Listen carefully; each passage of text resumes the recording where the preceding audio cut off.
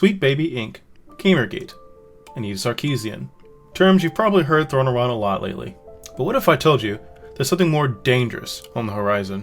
While internet personalities like Grums and many others have been fighting the good fight, bringing light to the scourge that is Sweet Baby Inc. and other censoring and controlling entities, the next threat has been boiling under our noses for the past few years. Starting in the European Union, and I guarantee coming to a congressman in the United States near you.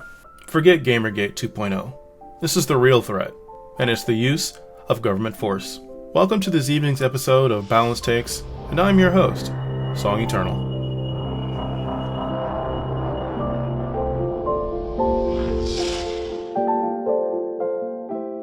From The Hill. Regulate toxic online video games the same as social media. By Mariana Olaizola Rosenblatt. Kowalski.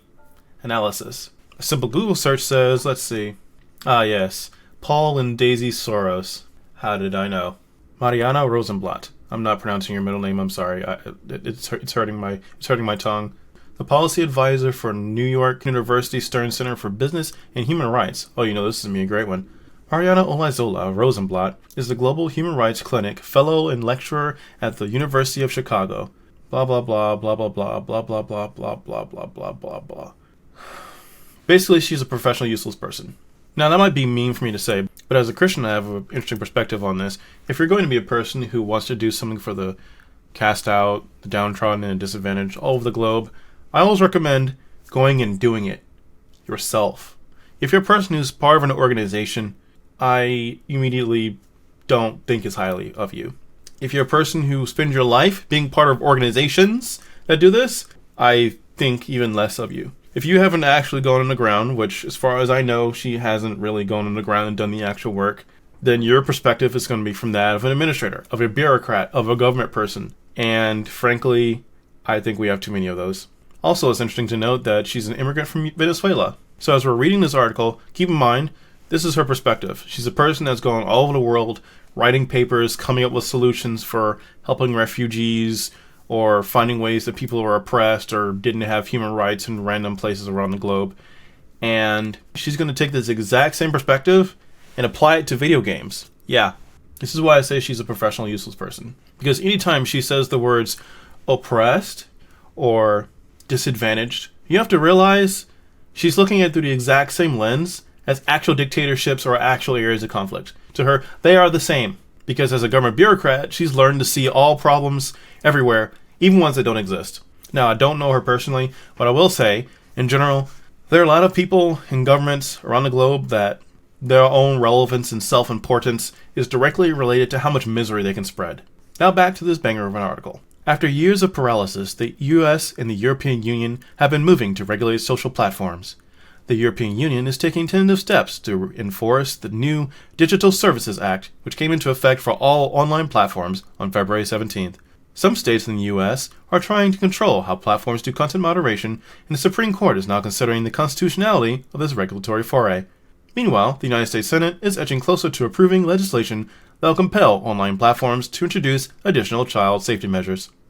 Okay, alright, so far they're just talking about child safety, okay. Content moderation, alright. We're just talking about social media platforms. I mean, I guess that's fine, right? I wonder what the new Digital Services Act is.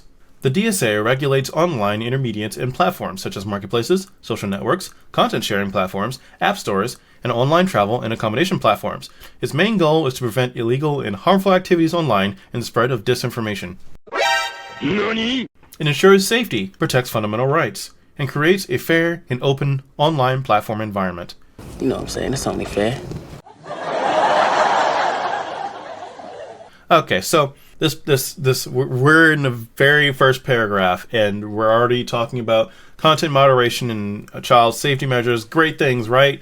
Then we literally click on one of their links talking about Digital Services Act, and is going, yes, we need to make sure that we're preventing the spread of illegal activity and harmful activities and the spread of disinformation, which conveniently is whatever we decide to call it, and ensures user safety, protects fundamental rights, and creates a fair and open online environment. Yeah, I'm sure governments will do a great job of labeling that. The DSA protects consumers and their fundamental rights by setting clear and proportionate rules.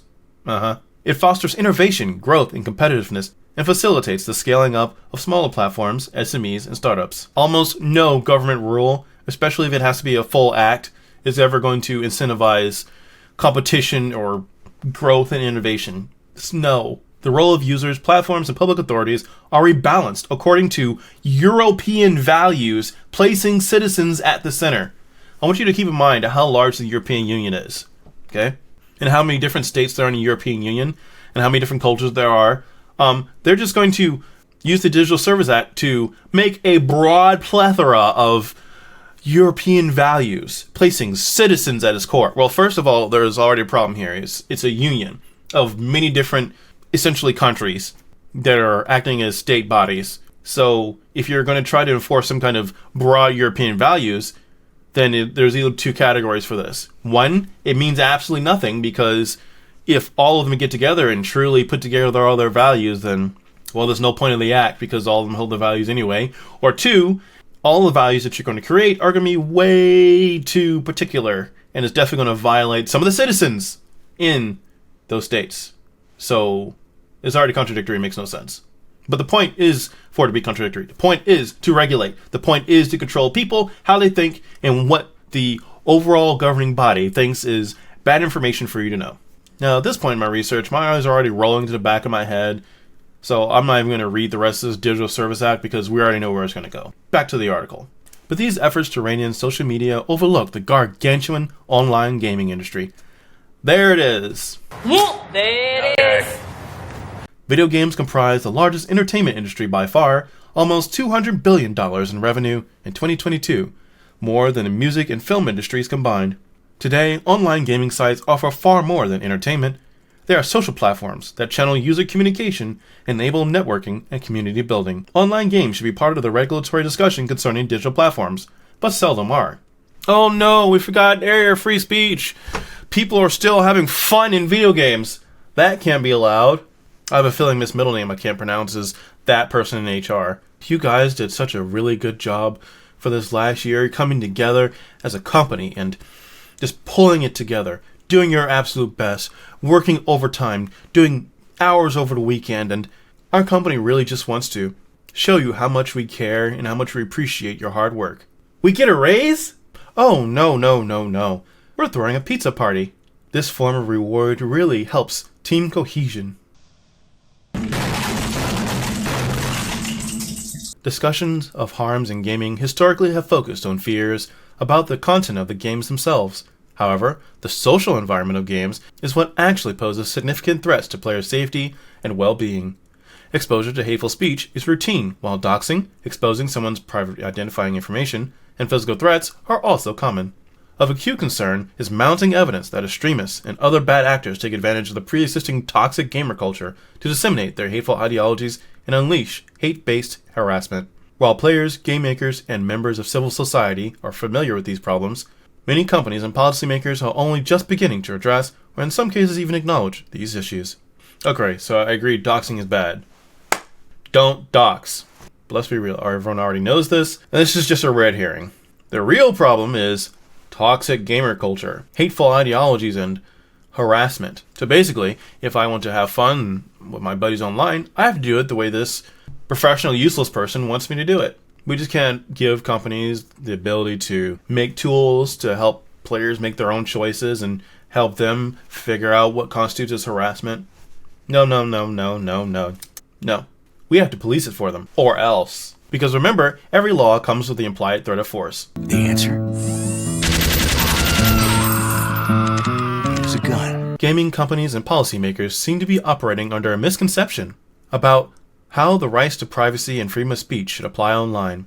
The misconception stems from inadequate attention to the human rights on the other side of the equation, that of victims and extremist harassment and violence. I really wonder how much help she really did to these other places she did around the globe. I can see her right now writing to the Myanmar embassy about how bad the civil war is and how people are being displaced due to the infighting. Please stop. Stop! People are getting hurt! Send. Hate, harassment, and perpetuation of extremist ideologies rooted in hostility towards specific groups stand in direct contradiction to the very notion of human rights. Stupid gaming company. Come on, you're trying to make money, create some kind of place for people to play video games together? Think of the children in Africa! which are premised on the belief that all human beings have equal worth regardless of their specific characteristics or group membership. In practice, exposure to extremist rhetoric and behavior in games has tangibly and sometimes devastatingly affected victims of harassment, intimidation, and occasionally violence. In the most severe cases, extremist radicalization through video games inspires actions that violate individuals' right to life. I'm sorry, what? The perpetrator of the 2019 Christchurch event used gaming chat rooms to engage in and seek support for his racially motivated extremist ideation. His gamification of the actual attack inspired subsequent events at blah blah blah blah blah blah blah, to name a few. Again, for whatever reason, I like torturing myself. I decided to click on this link and see what exactly they mean by gamification, because terms matter. And you'll find out in a lot of these fluff pieces written by career bureaucrats that the terms that they say they use and the terms that they actually mean are not remotely the same thing. So you actually have to understand what it means in their language and then translate it to English. The gamification of violent extremism, an empirical exploration in the Christchurch event. Okay, you can read that. I have it on page if you want to read it. But basically, the guy who did this was online. But instead of thinking, maybe we should have better reporting mechanisms so that people maybe are incentivized to do something about problems that they see. Or maybe there should be someone monitoring some of these places and some of these spaces so that people can't just rant and post obvious extremist propaganda on the internet and no one does anything about it. And maybe we should realize in conclusion that the more ubiquitous technology becomes, the more we need to work towards having a baseline sane society so people don't literally live stream the event of innocence and think that's okay. Because really, that speaks to a deeper rot. That speaks to the actual problem. The actual problem is there are evil people in the world. The worse your society gets morally, the more evil people there will be. If you do not solve that problem, none of this other stuff means anything. The technology didn't make him do it. The lack of surveillance didn't make him do it.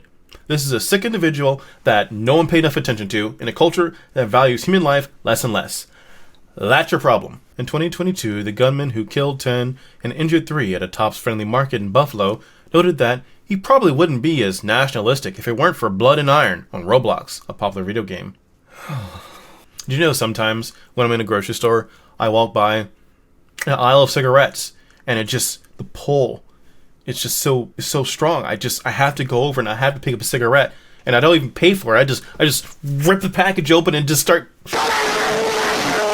No one's making you do any of this. That's the point. The existence of bad thing does not mean that you do bad thing. The pre-existence of poor moral choices, poor moral fabric, poor upbringing cause you to gravitate towards the bad thing that you already wanted to do. And again, for the last time, I clicked on this article to see what this exactly meant, and this is 2024. I'm not reading your internet PDF. Back to the article.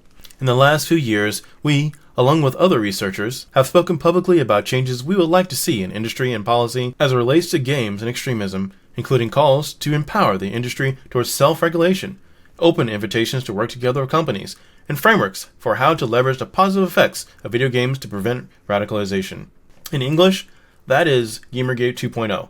You see, they get into industry and say, hey, you should probably do these things. It was for your own good, believe me. However, action on these recommendations has been stymied by the assumption of privacy that is given to players in public game lobbies and servers.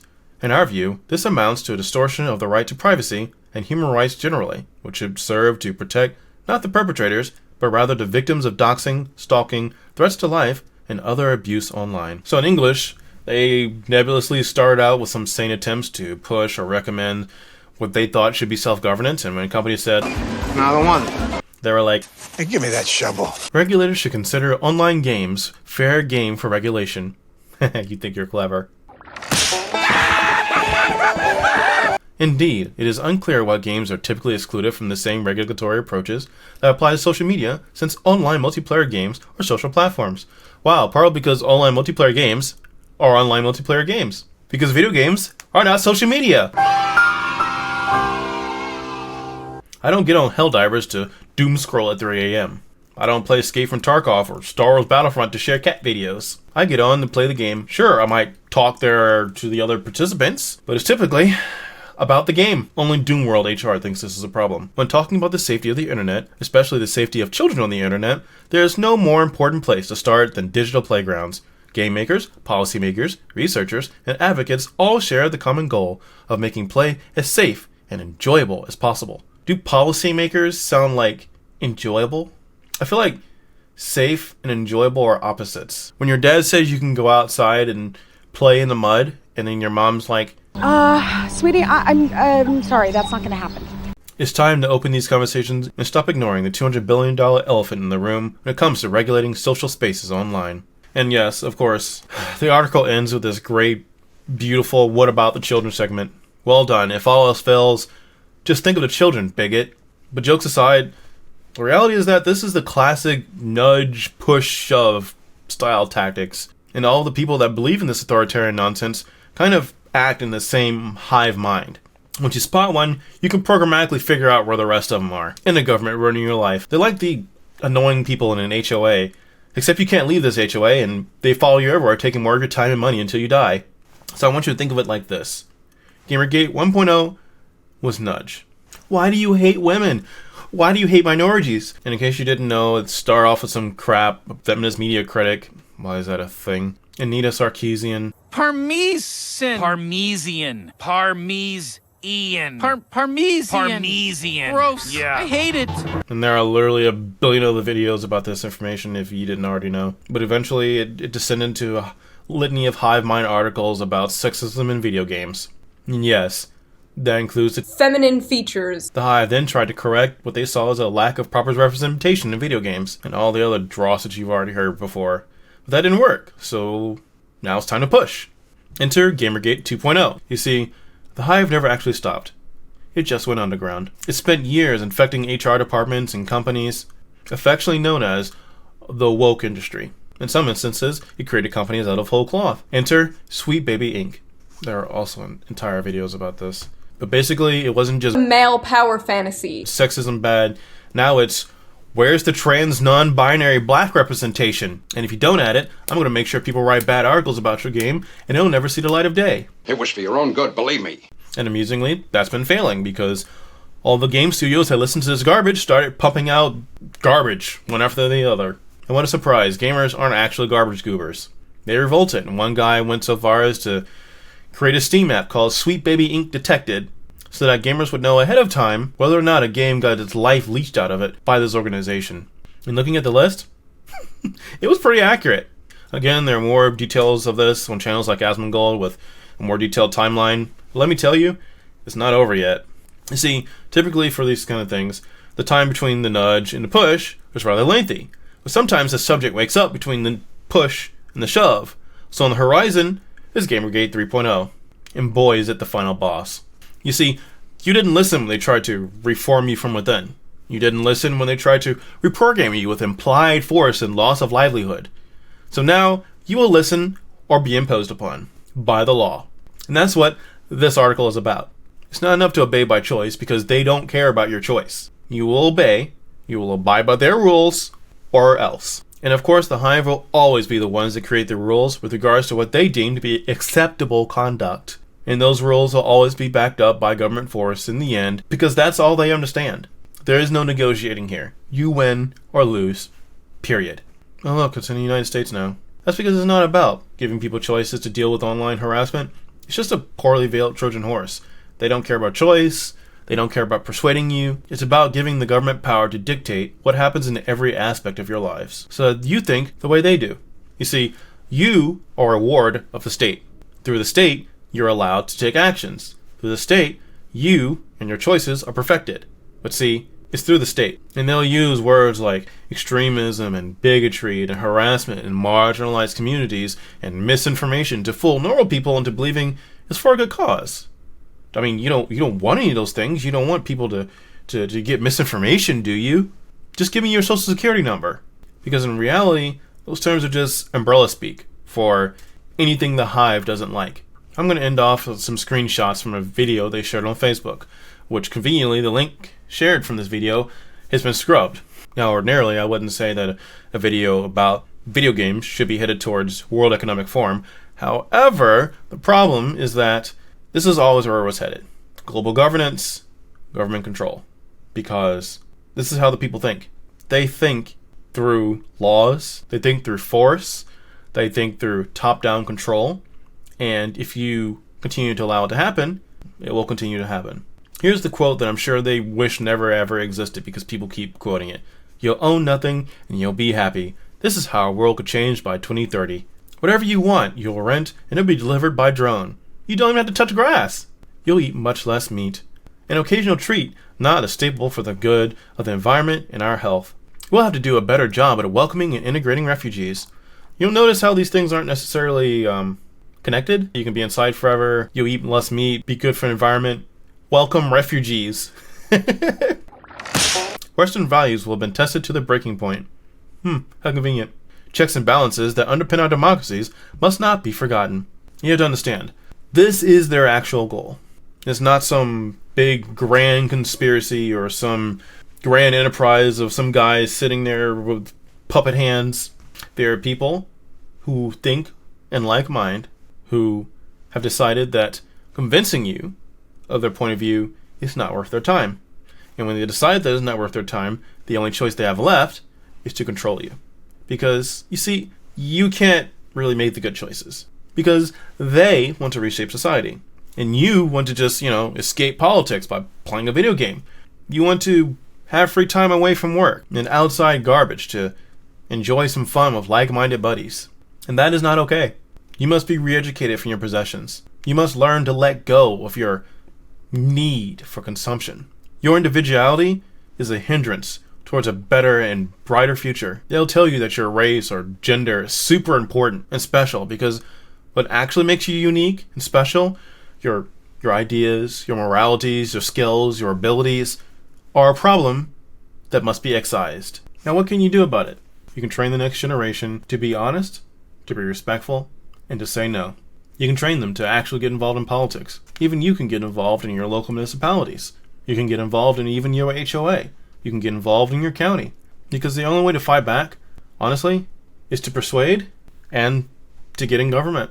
Because you know the saying, evil triumphs when good men do nothing. If what I've seen in Gamergate, I've seen a lot of gamers actually been saying, no, we don't want this garbage. We don't want this trash. But the reality is, a lot of them don't pay attention to politics.